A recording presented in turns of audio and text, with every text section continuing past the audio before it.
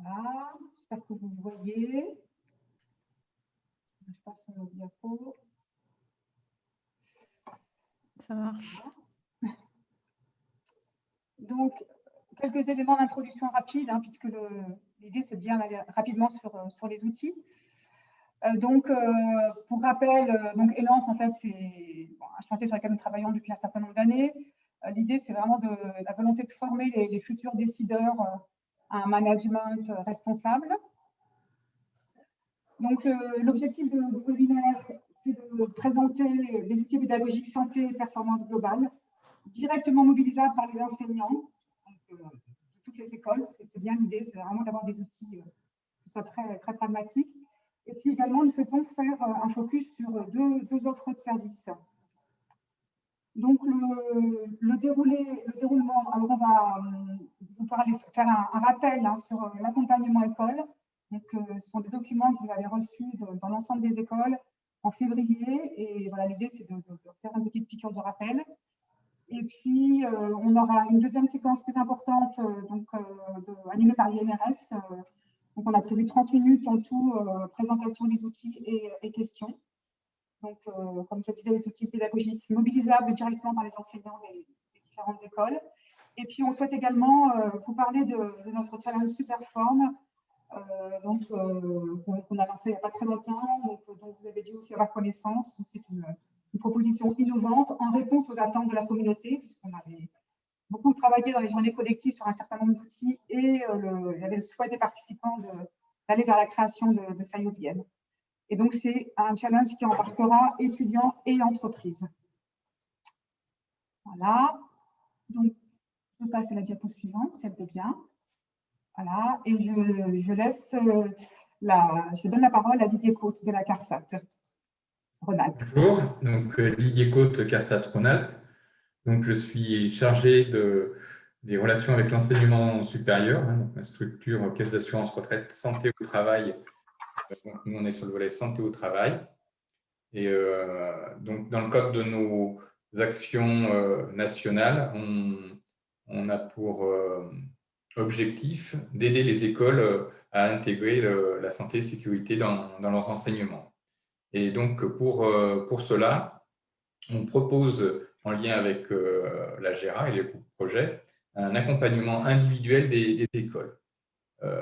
L'ambition derrière cet accompagnement, c'est que les futurs pilotes de projet, les responsables d'équipe, on souhaite qu'ils intègrent dans leur management, dans leurs décisions, les éléments de santé, qualité de vie au travail pour aller vers une vraie performance globale. L'objectif de cet accompagnement, c'est de pouvoir formaliser un cursus pédagogique qui rend visible dans vos enseignements de vos écoles les temps où les étudiants vont monter en compétences sur ce volet social du développement durable, donc tout ce qui touche qualité de vie au travail, on l'a dit, santé, bien-être. Parce que souvent, quand on voit vos enseignements, quand on discute avec les enseignants, vous avez déjà des éléments dans vos enseignements, mais c'est des choses qui sont épars, tout le monde un peu cloisonné, il faut qu'il manque un peu de cohérence. Et cet accompagnement va vous aider à mettre en visibilité ces éléments de parcours. Et puis le deuxième point, un sous-objectif, de plus en plus les écoles affichent une volonté d'être une école responsable sociétalement et responsabiliser les étudiants. Et cet accompagnement permet un peu d'incarner cette volonté, cette politique de l'école. Alors, à quoi ressemble un accompagnement? Je pensais vous passer une petite vidéo d'une enseignante, mais cette enseignante est ici présente. Et donc, je vais demander à Nadine en 2-3 minutes de nous expliquer ce qu'est cet accompagnement. Donc, bonjour à tous. Donc, moi, je suis enseignant-chercheur en management à la mine Saint-Étienne. Donc, on forme des ingénieurs généralistes et je vais vous parler plus particulièrement d'un cursus où il y a 130 à 150 étudiants. Donc, en fait, au départ, la thématique santé au travail était dans un de mes cours en GRH, on va dire. Et puis, en fait, en ayant participé, je suis allée participer au chantier Lance parce qu'avec une collègue qui était en génie industriel, on avait envie de réfléchir un peu plus de manière avancée sur la santé au travail dans les organisations et notamment avec l'introduction du Lean. Donc, moi, j'ai beaucoup aimé le chantier Lance parce que ça m'a permis de partager des pratiques, de rencontrer d'autres façons de faire. Et ça m'a permis effectivement d'introduire une sensibilisation à la santé au travail en première année pour tous nos étudiants. Et donc, et travailler avec un ingénieur sécurité de l'école avec qui maintenant on co-anime cette partie-là. Et l'accompagnement est arrivé après. Et l'intérêt de l'accompagnement, je dirais, alors il est arrivé aussi parce que en même temps, la CTI nous demandait des comptes par rapport à cette formation-là sur la santé au travail, parce que le directeur était en train de finaliser la nouvelle politique des DRSE de l'école. Et puis parce que, effectivement, moi, j'avais envie aussi de ne pas être forcément la seule à porter cette thématique-là. Et donc, l'intérêt d'avoir cet accompagnement, c'est qu'effectivement, ça a permis déjà d'impliquer d'autres collègues, donc la personne qui s'occupe des stages, la personne qui s'occupe de la relation avec les élèves et le directeur de cycle dans la réflexion. Et ça a vraiment permis d'intégrer et de rendre cohérent ce qu'on fait en termes de formation. Donc voilà, moi je dirais brièvement ce que ça a permis. Je ne sais pas si tu veux que je précise des choses, Didier, tu me dis. C'est bien, ouais. Merci Nadine. De rien. Alors cet accompagnement, on fait en sorte de tenir compte des enjeux et des besoins des écoles actuelles et futures. Hein, vous êtes maintenant dans une offre de services, mais qui est internationale en fait. Hein. Il n'y a plus beaucoup de grandes écoles qui n'accueillent pas des étudiants étrangers ou qui n'envoient pas ces étudiants à l'étranger. Il y a toute la question de la digitalisation des enseignements en lien avec des nouvelles générations qui ont d'autres envies et puis qui demandent d'autres formes de pédagogie. C'est très difficile maintenant pour les étudiants d'être dans un amphi pendant 2 heures sans interagir. Voilà. Vos écoles font des parcours à la carte. Il n'y a plus, comme avant, un gros bloc où tous les étudiants suivaient cet enseignement. Là, ils ont le choix. On vous demande d'accroître la taille des promotions, on vous demande de réduire les heures de face à face. Donc, dans cet accompagnement individuel, on essaye et on tient compte de tous ces enjeux actuels et qui vont s'exacerber dans le futur. Les livrables de cet accompagnement, il y a un premier livrable qui est un état des lieux, c'est-à-dire qu'on vous aide à repérer dans les enseignements ceux qui vont se raccrocher au volet social du développement durable. Une fois cet état des lieux fait, donc on a un point de départ, on va voir quels sont les éléments à ajouter pour aller vers ce que vous souhaitez. Donc, on va mettre un plan d'action. Et dans ce plan d'action, on va dire quel cours, quel support on va utiliser, quel intervenant pourrait amener ces éléments de compétences. Donc, en fait, le livrable qui est co-construit en participation avec vous et d'autres acteurs de l'école va vous permettre, j'ai envie de dire, d'avoir du sur-mesure pour atteindre la volonté de l'école et puis rendre visible surtout les différents enseignements ou lieux de montée en compétences, parce qu'il n'y a pas que les enseignements pour vos étudiants.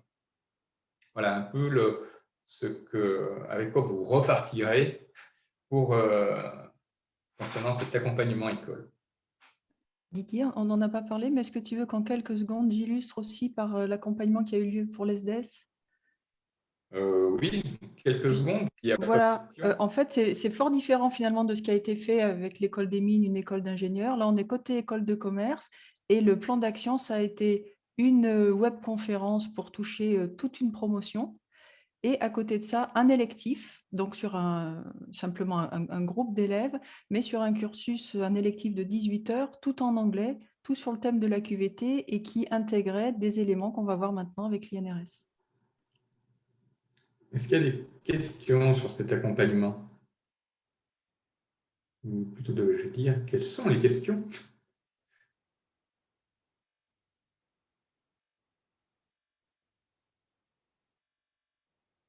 Bon, s'il n'y a pas de questions et que c'est clair, on va pouvoir donner la parole à l'INRS. Ce que l'on vous propose, c'est que on vous renverra les éléments descriptifs pour cet accompagnement.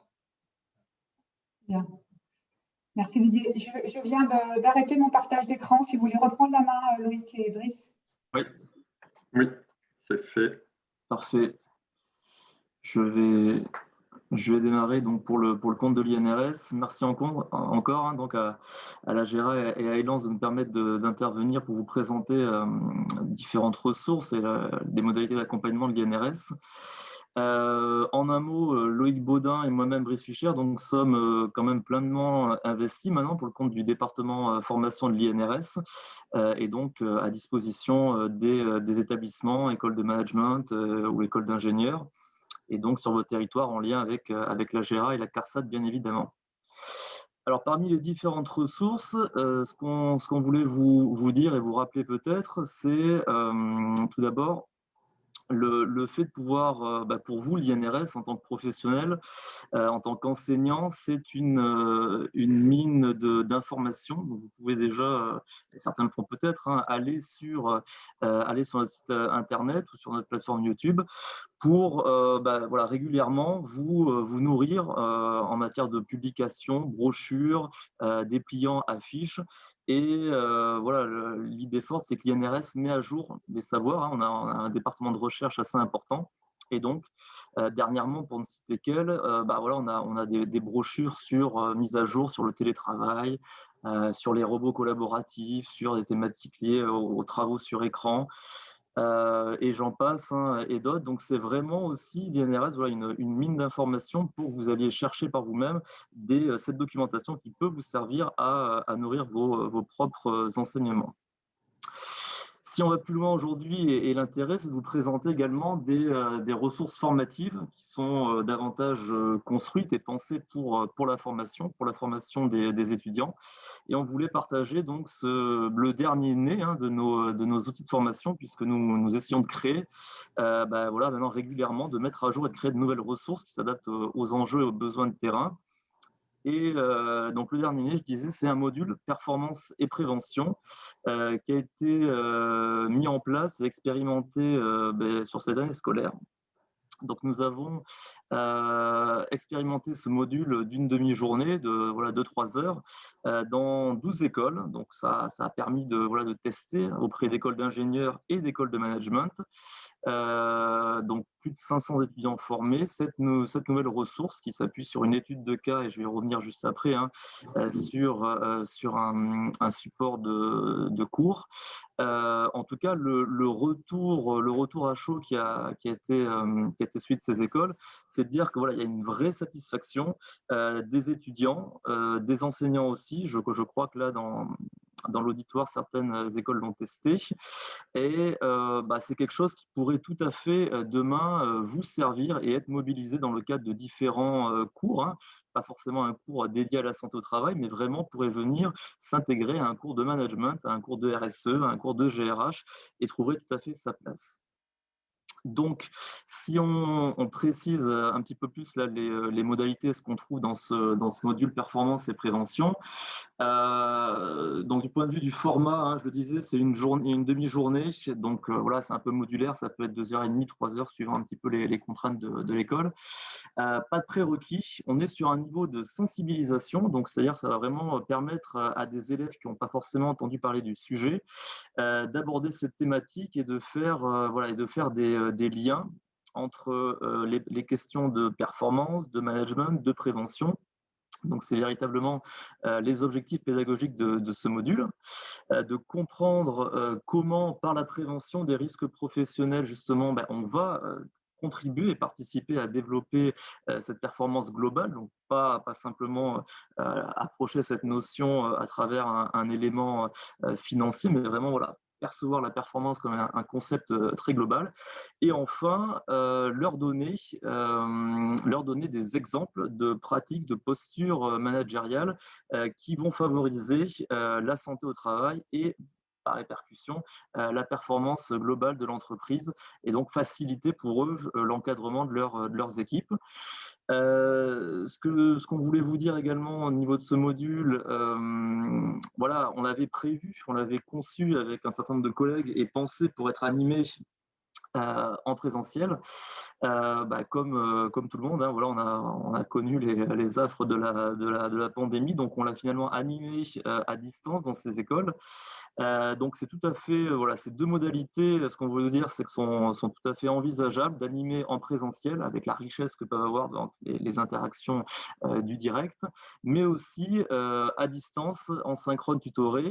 Et ce qu'on propose et ce qui a été bien pris par les élèves, c'est le fait de réaliser une étude de cas en classe inversée. Donc, ils travaillent par petits groupes sur une étude de cas qui présente deux startups de la modétique qui sont soumis à des problèmes de perte de performance et de productivité pour des causes internes, endogènes à l'entreprise. On les fait travailler et sur cette base-là, pendant le déroulé ensuite du cours, on va revenir et ça va faciliter l'appropriation des concepts. Mais bon, je pense qu'en tant qu'enseignant, tout ça vous parle. Donc voilà, dernier module mis à jour et qui fonctionne bien, en tout cas dans les 12 écoles dans lesquelles on l'a testé. Donc on ne peut que vous inviter, si ça vous intéresse, à revenir vers nous pour qu'on vous fournisse tout le matériel pédagogique, que ce soit les supports d'études de cas, les corrigés, les supports de cours, on reste à votre disposition. Autre ressource que l'on voulait évoquer avec vous, c'est un e-learning. Donc là, on est sur une autre approche, hein. C'est une auto-formation en ligne qui va donner les fondamentaux, tous les prérequis, les bases en prévention des risques professionnels. Donc là, c'est 100% en ligne, accessible donc à n'importe quel moment, hein, et à distance. Ça repose sur 4 modules de 2 heures qui sont indépendants, libres, interactifs. On va pour illustrer un peu mon propos, vous montrer peut-être en parallèle une courte vidéo là d'1 minute qui va vous présenter un peu et vous immerger dans l'environnement visuel, hein, et graphique de ce e-learning. Voilà, il passe par une alternance de vidéos, finalement de cinématiques et de design graphique. On va aussi aller tester un petit peu les étudiants à travers différents exercices. Dans ce e-learning, on va aussi retrouver des témoignages de professionnels qui vont transmettre un peu et partager sur ces questions. Ce qui est intéressant aussi de voir, c'est que c'est un portail qui est hébergé sur le site de l'INRS et donc un point d'entrée facile d'accès pour les écoles et pour les étudiants. Vous inscrivez, vous nous envoyez un fichier Word, un fichier Excel, et on peut inscrire aussi bien 10 élèves que 1500, donc c'est assez pratique. Et derrière, il y a aussi pour vous un point d'intérêt, c'est qu'on évalue les apports notionnels et donc le suivi qui aura été fait par l'étudiant. Et on est en mesure de fournir derrière donc une attestation individuelle de suivi et et de validation des acquis. Donc ça, c'est assez intéressant. Juste en un mot, voilà, c'est un outil que l'on utilise là maintenant pour le public étudiant depuis 2 ans maintenant. Et sur la session actuelle, 2020-2021, on voit qu'on a déjà formé plus de 6000 élèves dans 31 écoles. Donc c'est quelque chose qui permet de faire du large, du grande échelle, et donc de pouvoir former vraiment facilement et à côté des cours en présentiel, voilà, un grand nombre d'élèves. Pour dire un mot aussi sur le contenu même de ces modules, je disais 4 modules. On va aller aborder différents aspects. On va aller aborder un module de 2 heures sur vraiment les fondamentaux de la prévention des risques professionnels, un autre qui va permettre d'explorer les liens entre travail et santé, et enfin 2 autres modules un peu plus spécialisés qui vont aller explorer à partir d'un accident de travail tout un tas de situations et remonter sur la causalité de ces événements. Et enfin, un dernier module de 2 heures sur vraiment l'évaluation des risques et comment un futur professionnel, un professionnel peut participer à cela. Enfin, sur cette ressource, comme pour le module performance et prévention, de bons, voire de très bons retours des étudiants, plus de 80% de satisfaction. Donc c'est pour nous quelque chose d'important de savoir aussi que cette ressource convient et finalement permet de sensibiliser et d'intéresser vos étudiants. Donc voilà, on reste également à votre disposition pour vous redonner toutes les modalités d'inscription. Mais voilà, en tout cas, sachez qu'une telle ressource e-learning existe, pouvant aller d'un simple module de 2 heures à un parcours un peu complet de 8 heures pour sensibiliser les différents élèves. Alors du coup, je vais reprendre la parole. Merci Brice. Et moi, je vais vous présenter un petit module d'évaluation composé d'un énoncé, de 23 questions et d'une grille de correction que l'on propose en complément de l'auto-formation. Donc ça aussi, c'est une nouvelle ressource, en tout cas une nouvelle. Elle a été proposée aux écoles à partir de début 2020. Cette ressource, donc là, ce petit module, il complète l'auto-formation, je vous l'ai dit. Il vient en complément de ces 4 modules, et puis il est composé d'un énoncé et d'une grille de correction qui prend appui sur 2 courtes vidéos, des extraits de films INRS, l'un d'1 minute 50 et l'autre de 4 minutes 20 à peu près. Et les étudiants ont 2 heures pour plancher sur le sujet et rendre leur copie. Donc, il s'agit essentiellement de QCM et de questions ouvertes qui font référence à des notions ou à des sujets qui ont été déjà traités dans l'auto-formation. Et donc, ce module permet aux établissements d'organiser en toute autonomie et sans intervention d'un expert, c'est ça l'idée aussi, un devoir sur table de 2 heures environ. Donc ça, c'est pareil, c'est une ressource qu'on a mis à disposition notamment des CARSAT et des écoles qui souhaitent l'utiliser sans problème. Voilà pour la partie ressources disponibles au sein de l'INRS. Alors, certains travaux sont en cours également, notamment l'accompagnement des écoles dans l'évaluation d'un parcours de formation santé, sécurité au travail. Donc, Lydie en a parlé à titre, j'allais dire, individuel, mais c'est vrai qu'on planche aussi à proposer un parcours de formation à des écoles qui le nécessiteraient, ou en tout cas celles qui souhaiteraient peut-être étoffer un parcours existant, et pour d'autres qui ne disposent pas de parcours de formation en matière de santé au travail. Et donc, certaines écoles ont souhaité être accompagnées pour mettre en place ou améliorer leur parcours existant. Donc, elles se sont retournées vers nous pour nous faire part de cette requête, de ce besoin. Et donc, elles ont la volonté de construire un parcours d'apprentissage qui s'initierait ou un peu avant le stage ouvrier et qui aurait du sens pour l'étudiant. L'étudiant doit pouvoir en percevoir l'intérêt et l'utilité. Donc, ce parcours se terminerait avec le stage de fin d'études. Et on a engagé des réflexions avec une dizaine d'écoles d'ingénieurs du territoire national pour essayer d'y voir un peu plus clair et de proposer, ou en tout cas de donner quelques exemples à ces écoles-là. La conclusion de ces travaux devrait intervenir d'ici la fin de cette année. En tout cas, quelques exemples pourraient être proposés aux écoles qui le nécessiteraient ou qui seraient intéressées. Autres travaux en cours, c'est la création d'un parcours de formation pour les référents des écoles. Je vais y revenir un petit peu plus en détail juste après. La création d'un e-learning scénarisé pour les élèves ingénieurs. Et puis la création d'une auto-formation RPS et un TD stress au travail. Là, je redonnerai la parole à Brice qui vous détaillera un petit peu plus le contenu de cette auto-formation et de ce TD. Parlons maintenant de la création du parcours de formation pour les enseignants. Donc là, aujourd'hui, on propose un parcours de formation à titre expérimental aux écoles et plus particulièrement aux directeurs d'études, aux référents, aux enseignants. Pour pouvoir s'inscrire, il faut juste avoir suivi avec succès, si possible, l'auto-formation que Brice vous a proposée tout à l'heure. Donc, cette auto-formation base en prévention.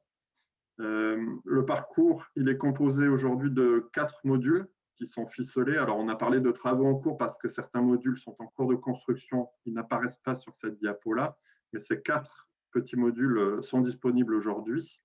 Ce sont des courts modules que l'on animerait en distanciel l'apprenant s'inscrit à un ou plusieurs modules de son choix en fonction de ses besoins et dans l'ordre où il le souhaite finalement. Je reviens plus en détail sur ces petits modules. Donc, on a parlé du tronc commun et cette auto-formation santé, sécurité au travail pour les ingénieurs et managers. Donc, l'apprenant devra avoir suivi cette auto-formation, je répète, avec succès, avant de pouvoir s'inscrire à ce petit module, par exemple, animer une séquence sur les fondamentaux de la santé et sécurité au travail. C'est un petit module que l'on a créé à l'aide d'un outil dont nous disposons à l'INRS, qui s'appelle Global Marché. Je vais essayer de vous le partager, s'il veut bien s'ouvrir. Voilà.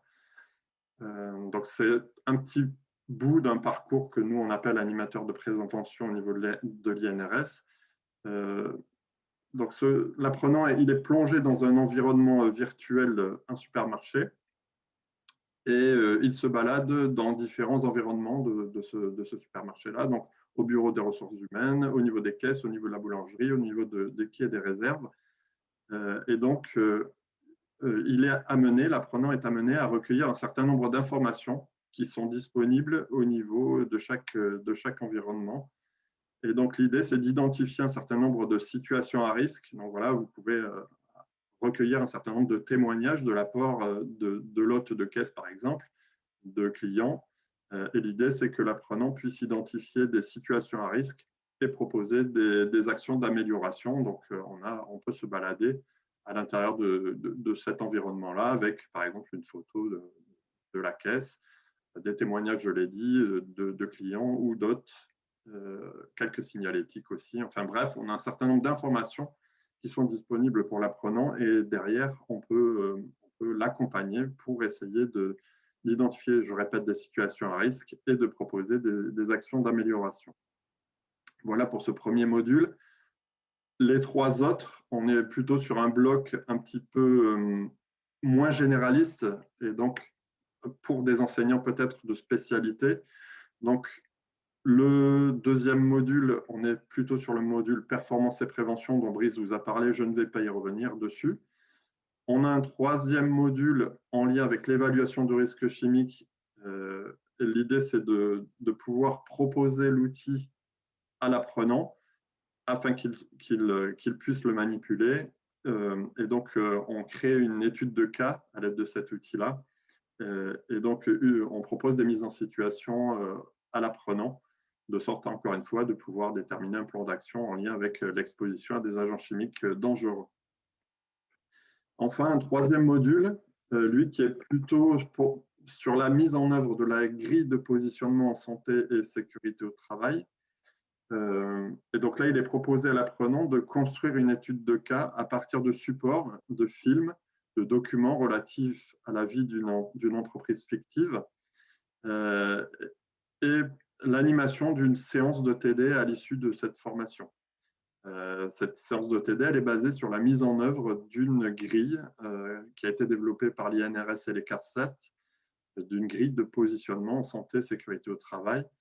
L'idée étant d'évaluer la maturité de cette entreprise fictive en matière de management de la santé au travail à travers 7 thèmes qui sont proposés dans la grille.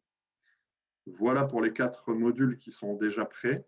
D'autres sont en cours de construction, comme je vous l'ai dit. Mais en tout état de cause, on a déjà un petit parcours à proposer aux enseignants des écoles d'ingénieurs, des écoles de managers et des écoles formant des cadres de façon générale. Nous planchons également à la création d'un e-learning scénarisé. Donc l'INRS est en train de créer cet e-learning, plutôt du coup orienté élèves ingénieurs dans un premier temps. On verra comment le développer dans une deuxième phase, dans une deuxième étape, pour un public un peu plus large. L'idée, c'est de pouvoir sensibiliser les futurs ingénieurs à la santé et sécurité au travail.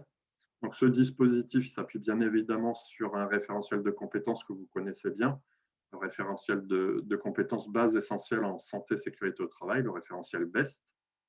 L'apprenant, il sera immergé dans un environnement industriel de concepteurs fabricants d'éoliennes et il évoluera au niveau du bureau d'études et au niveau de l'atelier. 2 environnements un petit peu différents qui lui seront proposés. La durée approximative de cet e-learning scénarisé est de 8 heures, 4 heures d'e-learning pur et 4 heures de ressources complémentaires dont Brice vous a parlé. Ce sont des brochures, des films, des vidéos, des témoignages d'experts que pourront regarder les étudiants. La mise en ligne de cet outil-là, elle est prévue pour la rentrée 2022. Donc nous, on a demandé aux prestataires que l'on a choisi, que l'on a retenu, de pouvoir disposer de cet outil fin 2021, de sorte de pouvoir faire les premiers tests début 2022 et de pouvoir le proposer aux écoles à partir de la rentrée scolaire de 2022. Alors aujourd'hui, je vous l'ai dit, on a déjà choisi le prestataire et nous sommes en train, à l'INRS, de rédiger le scénario, d'écrire le scénario avec les experts maison, si je puis dire, avec les experts INRS. Voilà ce dont on souhaitait vous faire part ce matin. Je vais maintenant redonner la parole à Brice, qui va vous parler des 2 dernières petites ressources en cours d'élaboration. Oui. Alors, pour aller plus loin, là, donc, continuer de sensibiliser d'autres publics, on a en cours de développement d'une nouvelle offre autour de la question du management des RPS, ou en tout cas management d'équipe et prévention des RPS. Alors, ce qu'on peut vous dire, Loïc, du coup, c'est que c'est pareil, c'est quelque chose qui est en cours de développement. Donc là, avec une entrée, puisque suite à des échanges avec différents enseignants, différentes écoles, on a vu que la question des risques psychosociaux, en tout cas, pouvait être un point d'entrée intéressant dans certaines de vos écoles pour des futurs managers, futurs cadres qui vont être dans des situations professionnelles, plutôt des travails de bureau, j'ai envie de dire, ou dans le secteur tertiaire, où on a à ce jour moins de ressources pédagogiques. Donc finalement, il y a eu cette envie de développer un e-learning, encore une fois 100% en ligne, d'environ 1h30, qui va explorer donc la question des RPS et surtout qui va assez vite donner des éléments de réflexion et de pratique autour de comment encadrer une équipe avec des pratiques managériales qui favorisent la santé au travail. Donc vous voyez à gauche 9 conseils qui sont issus d'une brochure INRS sur lesquels va s'appuyer largement cette ressource e-learning. Donc l'idée étant de, encore une fois, sensibiliser à distance, donc c'est un premier niveau de sensibilisation, les apprenants autour de conseils managériaux qui vont leur permettre de prévenir les RPS et de favoriser la satisfaction et l'efficacité des salariés. Donc c'est en cours de développement. Pour le coup, le prestataire n'est pas encore choisi, qui va nous accompagner pour développer sur toute la partie médiatisation, mais on espère faire ça dans l'année. En tout cas, c'est l'objectif, c'est le défi, et pouvoir le proposer aux écoles pour une phase test en début 2022. Donc voilà pour une ressource e-learning sur la question des RPS. Et enfin, autre sujet, donc là c'est plutôt, ça serait plutôt sur une autre modalité, proposés sous forme de travaux dirigés, hein. Donc là, on est sur la question du stress au travail, donc qui est tout à fait liée à la problématique des RPS. Pourquoi? Parce qu'on a décidé de s'appuyer sur des ressources existantes, là encore, 2 courts-métrages qui sont faits, qui ont été réalisés à l'INRS, et une autre vidéo donc qui illustre, hein, des situations finalement par le biais de courtes vidéos de stress au travail. Et donc là, l'idée, c'est en 2 heures, en partant du visionnage de ces 3 vidéos, donc de faire réfléchir par petits groupes les étudiants à voilà, ce qui se passe dans les vidéos, essayer de créer un débat et puis derrière proposer voilà, que l'enseignant propose voilà, quelques pistes de réflexion et quelques apports notionnels. Encore une fois, pour sensibiliser toujours, hein, les étudiants à ces enjeux du stress et voir comment mettre en place des mesures de prévention, mais surtout à son niveau et à son échelle, même si encore une fois, le message de l'INRS, c'est dire avant tout la prévention collective, aller chercher aussi dans les causes organisationnelles, mais là encore, leur dire, vous, futurs managers, comment à votre niveau, ces questions-là peuvent résonner et comment vous pouvez agir. Donc ça, c'est quelque chose qui devrait être disponible, je parle au conditionnel, mais pour la prochaine rentrée, donc pour septembre 2021, on vous fera savoir, hein, on vous en dira un peu plus, mais en tout cas, voilà, c'est encore une fois une petite ressource qui devrait permettre d'aborder, de rentrer par la porte des RPS et de parler de santé au travail et quelque part aussi de performance durable pour les entreprises, puisqu'il s'agit de remettre l'humain et la performance au cœur des entreprises. Voilà ce que nous voulions vous dire. Merci de votre attention et on est à dispo pour une ou deux petites questions si vous le souhaitez. Merci beaucoup pour ces partages. Moi, je me sers beaucoup de vos petites vidéos, de vos 3 vidéos sur le stress dans un cours que je faisais à Grenoble École de Management et que je fais à l'INSEC. Et vraiment, je vais regarder avec attention les ressources et notamment le syllabus, parce qu'on est en train de revoir un peu et de prendre une orientation à l'INSEC plus développement durable. Sur à la fois le campus de Lyon, qui est un peu pilote là-dessus, parce que moi, je porte ces sujets-là à travers la chaire Management et Santé au Travail de Grenoble-IAE, mais aussi sur les campus de Paris et Bordeaux. Merci beaucoup. Des éléments à l'oreille. Bonjour à tous. Je prends la parole pour poser une petite question. Donc, je suis sur Sigma Clermont, qui est une école d'ingénieurs à Clermont-Ferrand, et je découvre grâce à votre présentation ces ressources nombreuses. Alors, c'est pas moi directement qui suis en charge de ces modules, mais je suis certain que ma collègue qui les évoque, on va dire dans les disciplines dont elle a la charge, serait très intéressée d'en apprendre plus. Donc, ma question, c'est comment, voilà, quel est le lien, quel est le point, alors particulièrement l'étude de cas dont Brice a parlé au début, les 4 modules de QCM et puis le test un peu de validation du QCM dont Loïc a parlé après. Voilà, parce que tout ceci finalement semble apporter de belles illustrations et de belles scénarisations à ce qu'on fait déjà et où on s'échine un peu à raconter les mises en situation. Et c'est vrai que si les mises en situation existent et sont déjà préformatées, ça peut nous aider grandement et nous faire gagner du temps, soit dans le temps de cours, soit, et c'est aussi l'avantage que je vois dans vos propositions, à côté, c'est-à-dire dans une forme d'autonomie de l'étudiant, hein, dans sa démarche, mais autonomie quand même toujours un peu contrôlée, parce que voilà, on sait bien que sans contrôle, il ne se passe pas forcément grand-chose.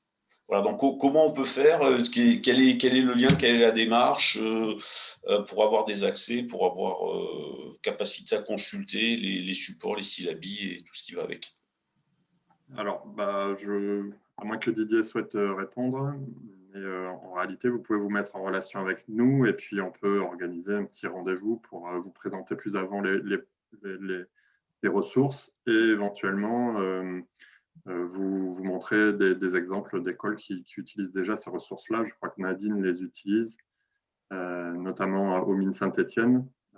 Donc, si vous voulez rajouter un mot, peut-être Nadine, juste pour la partie auto-formation en ligne, l'idée, c'est juste de nous fournir un fichier des étudiants. Vous nous donnez la période sur laquelle vous souhaitez inscrire vos étudiants et nous, on se charge du reste finalement. Voilà. Vous avez accès à leurs résultats en fin de parcours et vous avez aussi un accès privilégié qui vous permet de suivre les étudiants qui n'auraient pas commencé à réaliser l'auto-formation, ceux qui ont terminé, ceux qui sont en cours. voilà, vous, en tant que formateur, vous avez cette vision sur l'état des lieux de cette auto-formation. Et en fin de parcours, vous avez les résultats par étudiant, finalement, notamment le pourcentage de bonnes réponses au quiz dont a parlé Brice, chacun des quiz à la fin de chacun des modules. D'accord. Je vais me permettre de mettre dans le chat mon mail et celui de ma collègue, comme ça vous les avez directement et vous pouvez reboucler avec nous par la suite, hein, pour qu'on puisse… Très bien. On vous recontacte du coup. Oui, sans problème. Ouais, super, merci. Je laisse la parole à Nadine qui voulait peut-être apporter une précision. Non, juste, enfin, pas forcément de précision. Effectivement, je reste disponible pour les collègues de Sigma si vous voulez me contacter pour voir plus précisément, enfin, juste échanger sur ce qu'on a mis en place. Moi, je dirais que l'auto-formation est très bien. Nous, on avait des ateliers, en fait.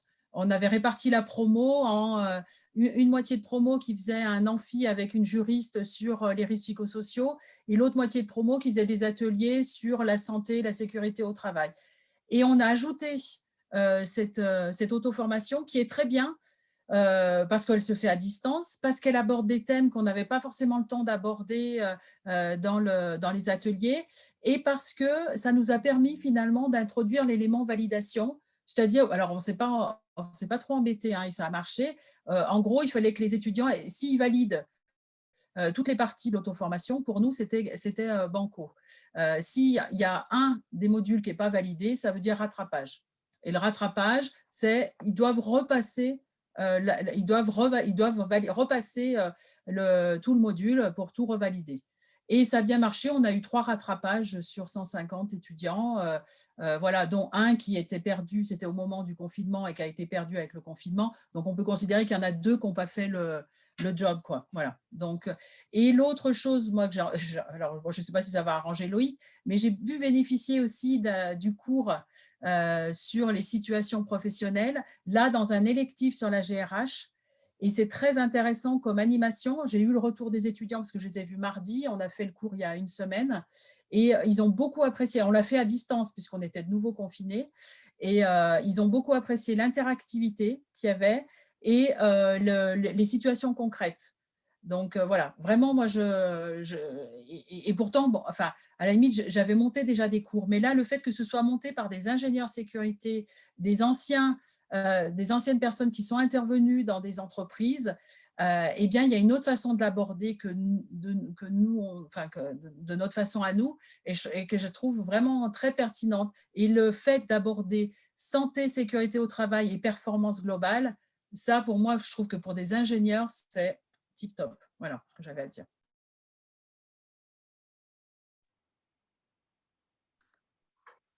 Merci, Nadine. Ok. S'il n'y a pas d'autres questions ou remarques? On les prend, ça pourra peut-être venir à la fin. Je vais peut-être vous parler du challenge qui arrive. Oui, oui, c'est bien d'enchaîner, effectivement, Françoise. Ouais. Alors, que je vais passer, je pense, alors attendez, en mode lecture. Attendez, pourquoi je n'arrive pas à passer en mode lecture? Si, voilà, est-ce que vous voyez bien mon écran? Oui, c'est bon. Ok.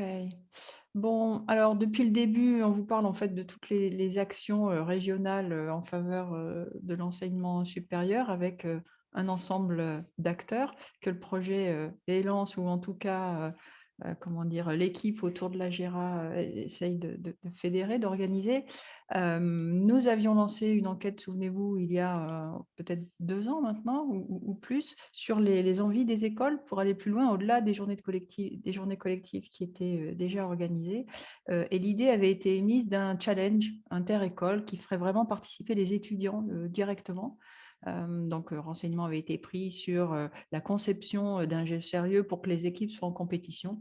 Et puis finalement, compte tenu aussi du hackathon qu'on a déjà fait qui mettait en présence des enseignants, des étudiants et des entreprises, l'idée est venue finalement de faire fabriquer les jeux directement par les étudiants.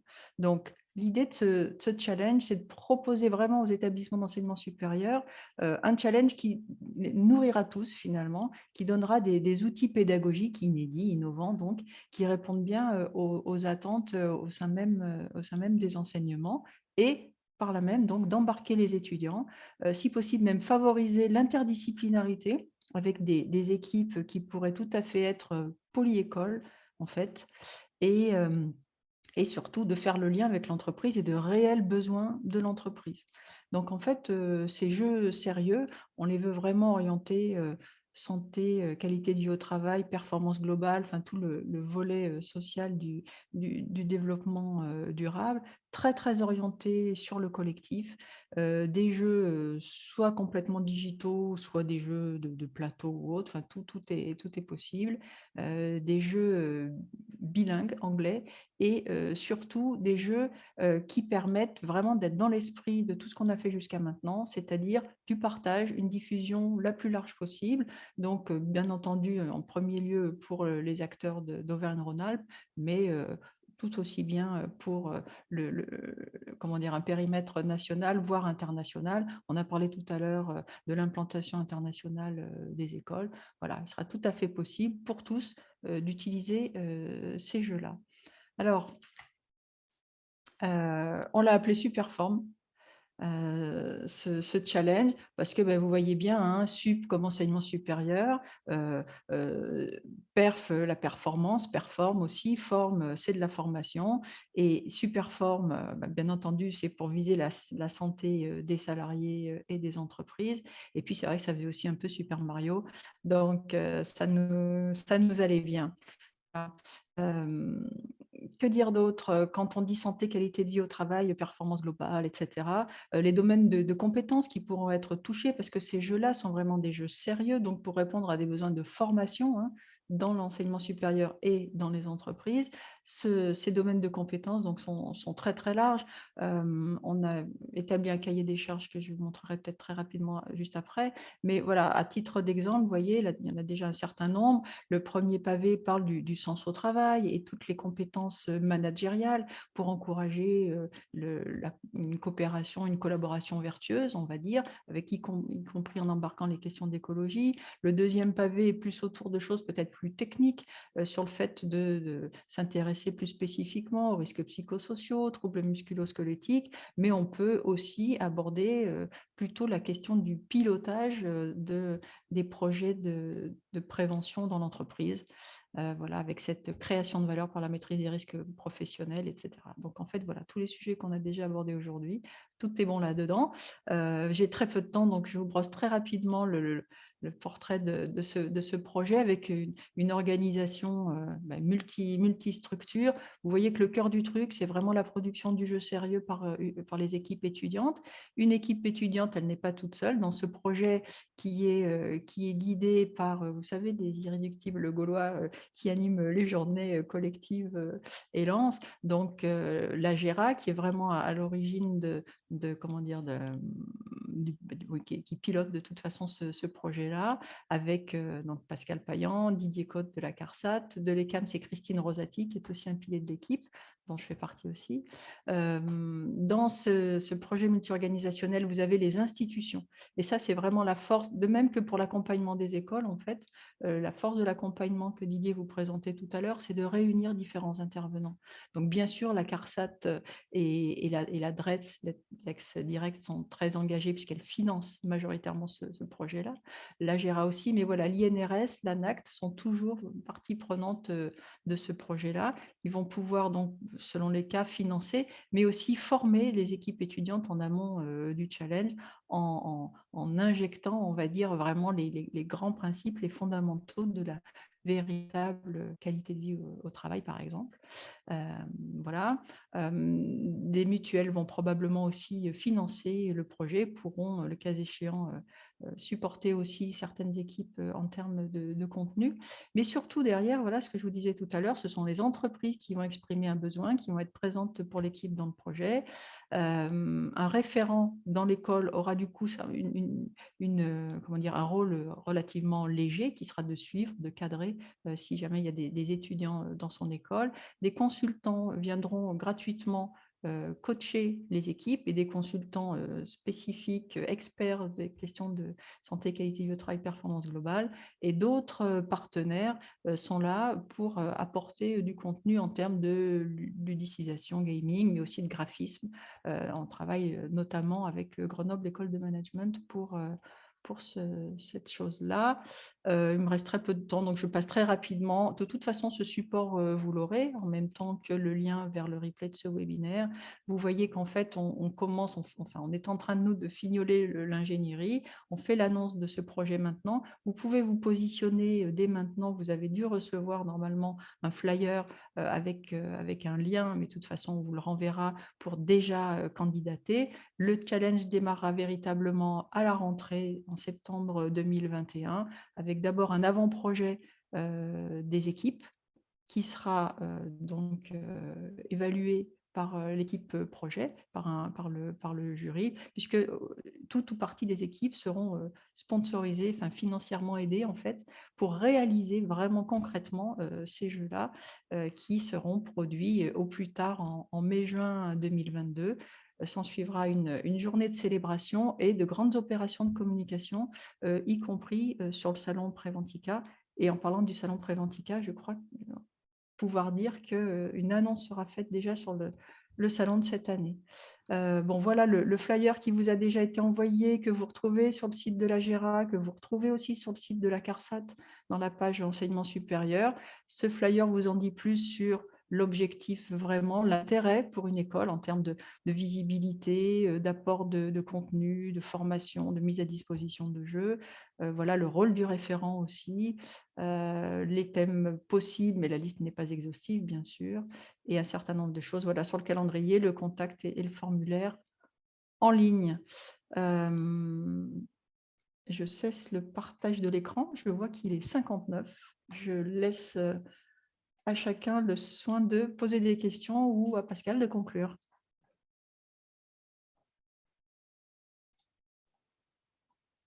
Je pense que c'est intéressant de pouvoir recueillir des questions effectivement de participants.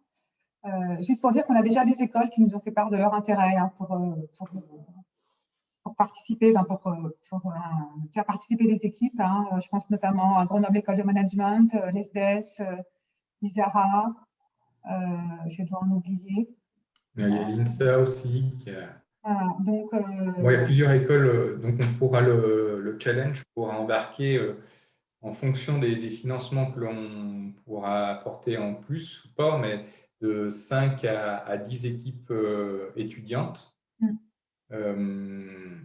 Les équipes étudiantes sélectionnées, ils auront une petite prime, 500 € pour les sélectionner.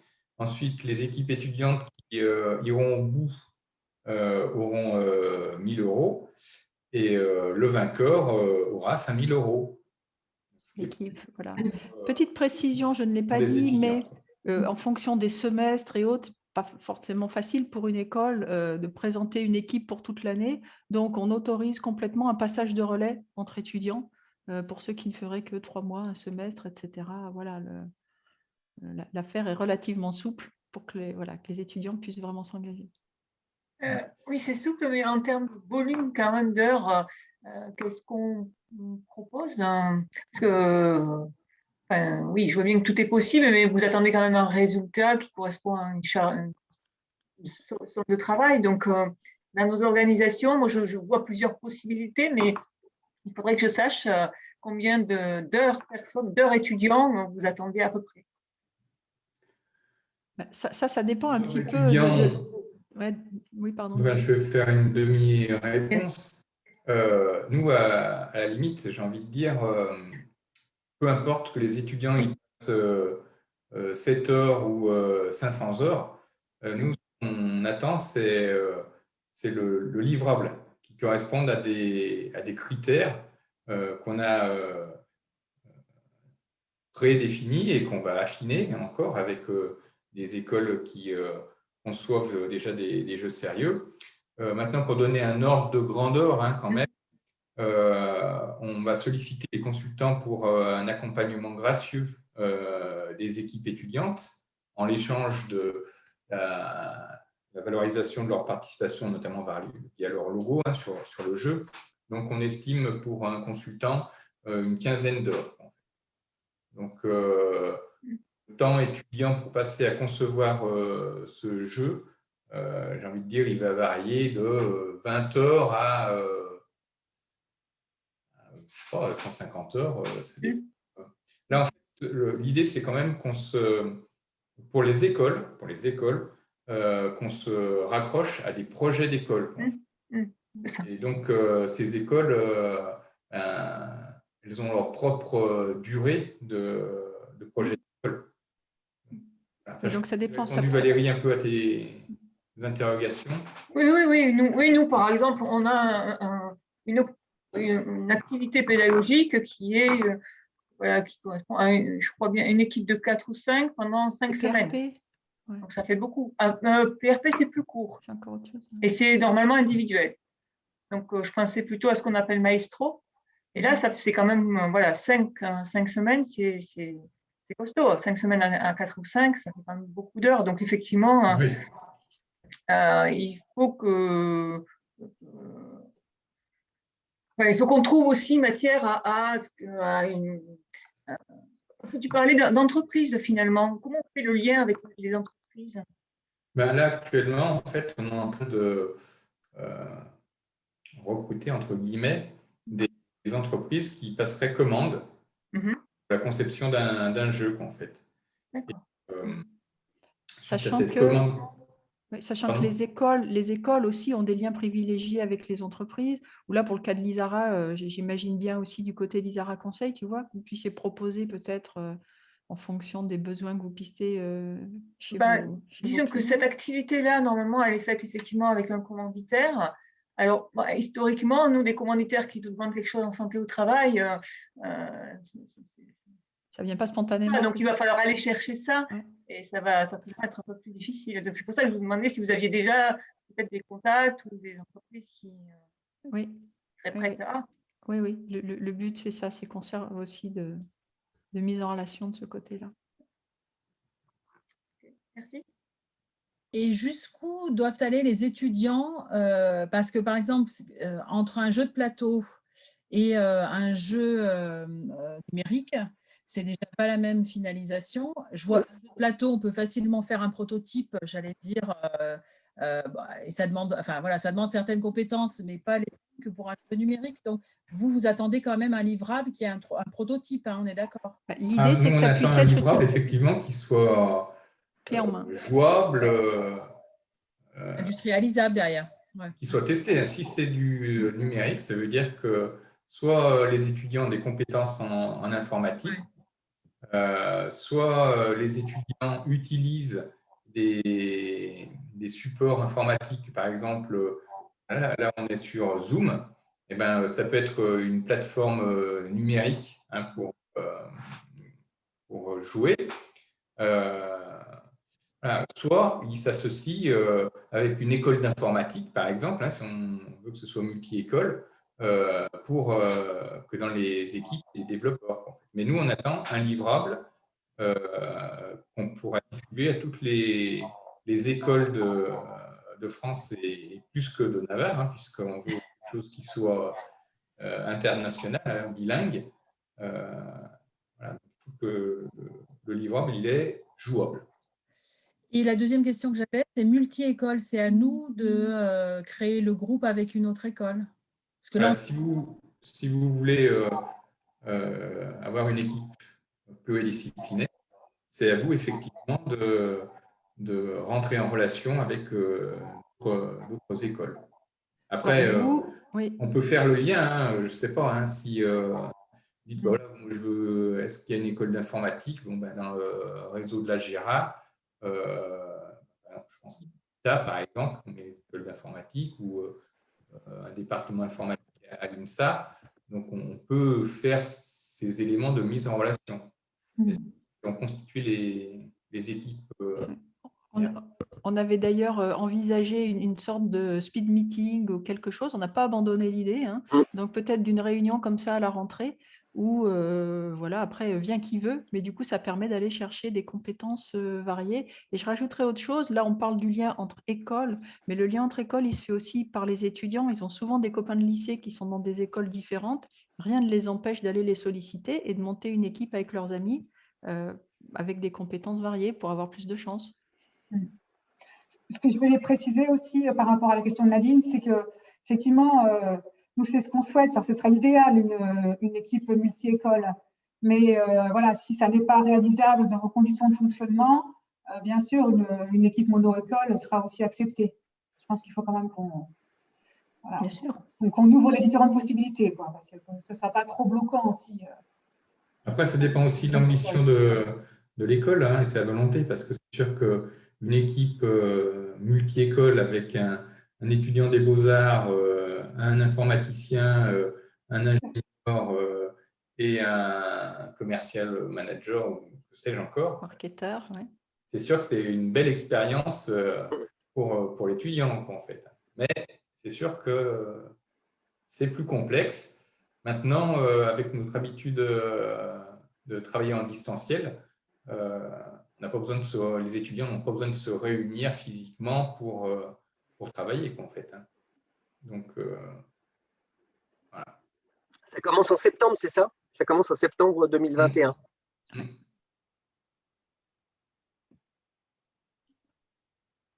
C'est à ce moment-là qu'on fera des annonces et qu'on fera un push sur les différents supports de formation. D'accord. Non, parce que nous, on a des écoles à la fois d'ingénieurs, de sub de pub, plutôt de design et une école de commerce qui sont réunies sur le même bâtiment Citroën à Lyon. Et pour l'instant, on travaille en silo, on ne travaille pas du tout en…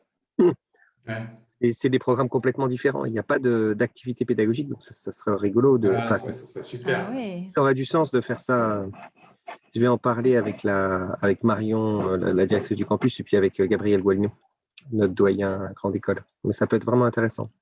Ah oui, là, oui, en termes de décloisonnement, puis avec des étudiants dont les futurs métiers, oui, pourraient bien s'agréger autour d'un jeu. Oui, tout à fait. Hein. Non, ce serait chouette. Puis en plus, l'école s'est positionnée, en tout cas, il y a une nouvelle gouvernance, et s'est positionnée sur cet enjeu de développement durable. Elle est certifiée, je ne sais pas si vous voyez, voilà, c'est une accréditation qui s'appelle DDRS. Oui, c'est l'enseignement supérieur. C'est le label qui formalise la mise en œuvre du plan vert, en fait. Ouais, du plan vert pour l'enseignement supérieur. Et il y a finalement peu d'écoles qui sont enfin, c'est un label qui n'a pas encore beaucoup de notoriété. Mais ça serait une action. Il est porté notamment par la conférence des grandes écoles, avec d'autres conférences nationales. Ouais. Mais je crois, Valérie, vous êtes…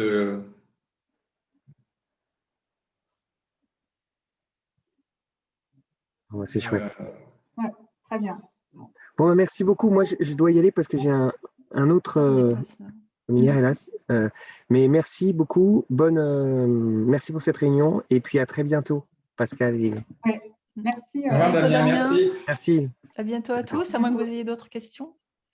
Valérie, ton micro est coupé. Pour aller plus loin, alors moi j'ai une bonne idée de où est-ce qu'on va mettre ça dans le planning des étudiants. Par contre, je pense que pour leur motivation, il faudra que je trouve une entreprise. Donc, dès qu'on a des supports à destination des entreprises, je ne sais pas si vous avez prévu de créer ça ou si… Ils existent déjà. Tu peux les trouver sur le site de la CARSAT et sur le site de Réopol aussi. Ok, très bien. Tu tapes Challenge Superform et tu as tous les sites et puis les documents, les questions-réponses associées, quoi. Donc là, pour l'instant, des documents questions-réponses pour les écoles et pour les entreprises. Voilà.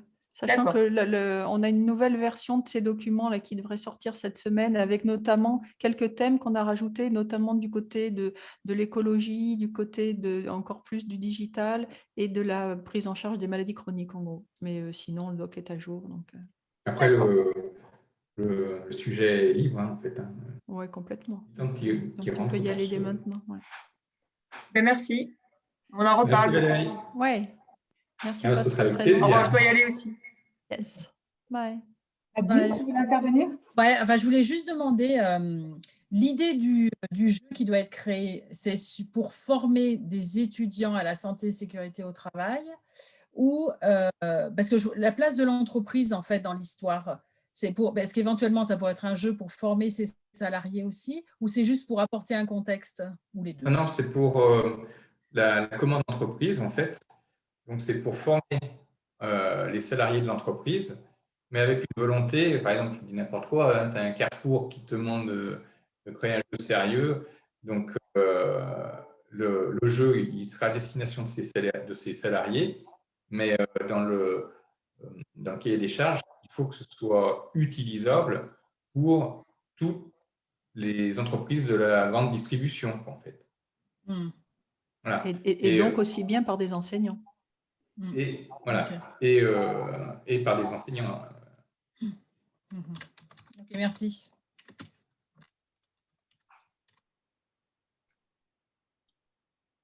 Parce qu'on le voit dans plusieurs enseignements, hein, on a de l'expérience, des expériences de construction de jeux sérieux avec des jeunes, même sur très peu d'heures. Mais là, l'idée, c'est vraiment d'aller jusqu'au bout et d'avoir quelque chose de clé en main pour les étudiants et pour les salariés d'entreprise.